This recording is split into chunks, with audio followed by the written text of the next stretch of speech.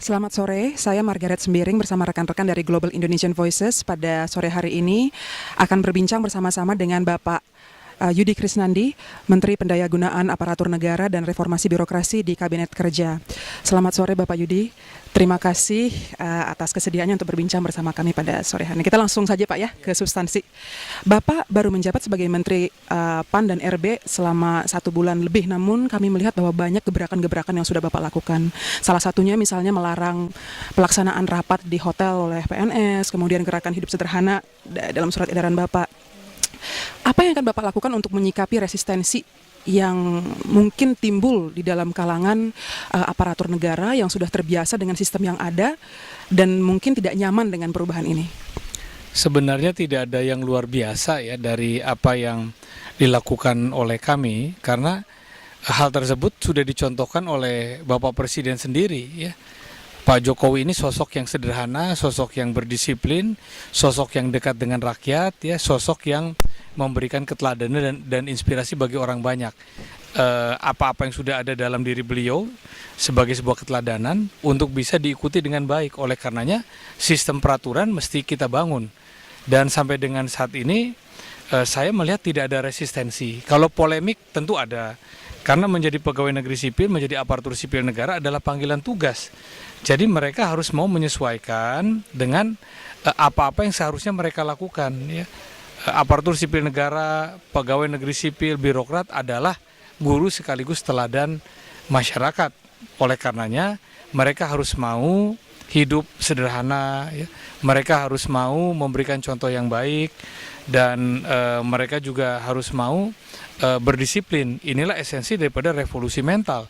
Bukan sesuatu yang baru, tetapi ingin mengembalikan kewibawaan dari aparatur sipil negara itu sendiri agar mendapatkan kepercayaan dan dukungan rakyat yang lebih besar, dan pada akhirnya ada kewibawaan dari seluruh birokrat sebagai sebuah institusi negara. Jadi peraturan-peraturan yang kami terapkan dan kami buat ini semata-mata ada untuk kebaikan bersama sebagaimana harapan sebagian masyarakat Indonesia. Polemik-polemik saya rasa biasa ya. Tapi kalau resistensi tidak ada. Kami jelaskan sebaik-baiknya bahwa ini adalah untuk kebaikan kita semua, untuk kewibawaan para aparatur sipil negara, dan juga memenuhi harapan rakyat yang ingin pelayanannya baik melalui orang-orang yang bekerja dengan baik untuk rakyat. Hal-hal yang ingin Bapak capai selama masa kepemimpinan Bapak adalah aparatur negara yang berintegritas, berkualitas, profesional, dan juga mencintai negara. Apa 3 indikator utama yang Bapak akan gunakan untuk mengukur keberhasilan Bapak dalam mencapai visi Bapak ini? Yang pertama, sejauh mana mereka memahami pesan-pesan yang disampaikan oleh Bapak Presiden, dan juga memahami apa-apa yang dilakukan oleh Presiden melalui perubahan mindset, cara berpikirnya. Para aparatur sipil negara harus mengikuti derap langkah, harapan, keinginan, serta keteladanan yang dicontohkan oleh pemimpin-pemimpin puncaknya. Jadi kita akan melihat apakah para menteri nanti mengikuti, eselon 1 mengikuti, eselon 2 mengikuti, gubernur, wakil gubernur, wali kota, bupati, para wakil-wakilnya mengikuti. Yang kedua, sejauh mana mereka kemudian memahami bahwa reformasi birokrasi, revolusi mental itu juga harus mau melakukan audit organisasi, yang melakukan penataan struktur menjadi lebih ramping, menjadi lebih baik, menjadi lebih melayani, dan sadar bahwa kehadiran birokrasi ini bukan untuk mempersulit orang lain, tapi untuk memudahkan semua proses yang diinginkan oleh masyarakat luas, publik pada khususnya. Yang ketiga, indikator yang ketiga, adakah nanti budaya kerja ini lebih bertanggung jawab, ya, lebih ramah, lebih disiplin. Indikator pengukurnya adalah kepuasan rakyat. Semakin tinggi kepuasan rakyat, semakin minimal komplain, maka berhasil sebuah proses perubahan-perubahan yang diharapkan dari revolusi mental aparatur sipil negara. Salah satu dari gebrakan juga yang Bapak ambil adalah melibatkan Badan Intelijen Negara atau BIN untuk menegakkan kedisiplinan aparatur negara. Mekanisme akuntabilitas seperti apa yang akan Bapak terapkan untuk memastikan bahwa kinerja BIN ini sesuai dengan apa yang tugas mereka di bidang ini? Ini juga bukan hal yang baru ya. Tugas Badan Intelijen Negara adalah mengamankan kebijakan-kebijakan pemerintah, terus kemudian melakukan monitoring, ya, penggalangan informasi dan pembinaan simpul-simpul masyarakat, serta memastikan seluruh peraturan-peraturan dijalankan dengan sebaik-baiknya. Oleh siapa? Oleh aparatur negaranya. Jadi bukan hal yang baru kalau kemudian Badan Intelijen Negara terlibat ya, dalam proses penyelenggaraan pemerintahan, termasuk juga mengikuti ya apakah peraturan-peraturan itu dilakukan oleh para pejabat-pejabat publik. Jadi kalau kemudian Menteri Pendayagunaan Aparatur Negara akan melakukan MOU dengan BIN, sebetulnya bukan hal yang baru. Ini merupakan sebuah bentuk penegasan terhadap tugas BIN untuk mengamankan program-program dan kebijakan pemerintah sehingga para aparatur sipil negaranya melaksanakan ketentuan itu dengan sebaik-baiknya dan menjamin proses pelayanan publik bisa terselenggara dengan sebaik-baiknya dan menjamin bahwa mereka bekerja dengan sebaik-baiknya bagi masyarakat. Bagaimana dengan kritik yang mengatakan bahwa KPK dan PPATK itu sudah cukup untuk menjalankan fungsi itu? Kalau ditambah BIN kan lebih lengkap lagi kan? Kebijakan-kebijakan apa yang akan Bapak buat untuk menginsentifis para aparatur negara untuk meningkatkan kinerja mereka, performance mereka untuk pelayanan publik, selain daripada menegakkan atau mencanangkan gerakan hidup sederhana?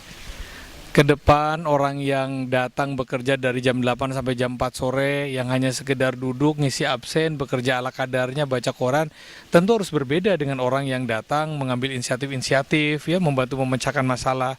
Harus ada reward and punishment. Orang-orang memiliki gagasan, kreativitas, bekerja dengan baik, memiliki inisiatif-inisiatif pelayanan publik yang baik, dia harus mendapatkan reward yang baik.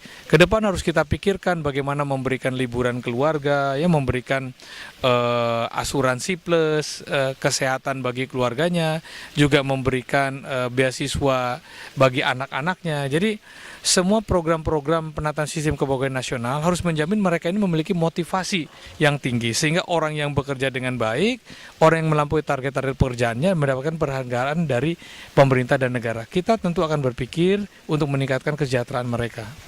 Baik, kalau saya boleh menanyakan satu pertanyaan terakhir, Pak. Di tataran internasional itu ada UN Public Service Awards, di mana Indonesia menjadi finalisnya di bulan Juni yang kemarin. Nah, bagaimana Bapak mendorong inovasi-inovasi di bidang pelayanan publik ini ke depannya, yang betul-betul berbasis pada pelayanan dan bukan hanya untuk mengejar hadiah atau rewards yang ditawarkan itu? Undang-Undang Nomor 25 Tahun 2008 tentang pelayanan publik, ya, 2009, Undang-Undang 25 Tahun 2009 tentang pelayanan publik itu sudah jelas menyebutkan bahwa seluruh penyelenggara pemerintahan negara wajib memberikan pelayanan publik yang baik. Nah, tindak lanjutnya agar mereka memberikan pelayanan publik yang baik, di samping pengawasan dan pembinaan, Kementerian Pendayagunaan Aparatur Negara melakukan yang namanya kompetisi pelayanan publik.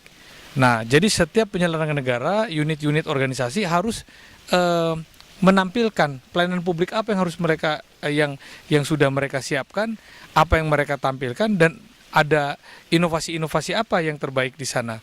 Dengan demikian kita juga memberikan reward, ya, kepada mereka. Misalnya dari sekitar 300-an instansi pemerintah yang menyampaikan unit-unit pelayanan publiknya, kita pilih 9 yang terbaik. Nah, dari 9 yang terbaik itu kemarin misalnya kita bawa ke dalam International Public Service Exhibition di Busan, ya, 4 yang terbaik. Ada dari Aceh, ada dari Surabaya, ada kemudian dari Departemen Kumham, ya, dan satu lagi dari BMKG. Jadi bisa menjadi contoh di dunia bahwa Indonesia juga punya. Nah, di dalam memicu pelayanan publik yang baik bagi penyelenggara pemerintahan, kita memiliki jargon sekarang, ya, One Public Service, One Agency, One Innovation. Artinya apa? Setiap penyelenggara pemerintahan wajib memiliki satu unit pelayanan publik, ya, yang betul-betul memiliki inisiatif-inisiatif yang baik, dan itu akan diuji kompetisikan.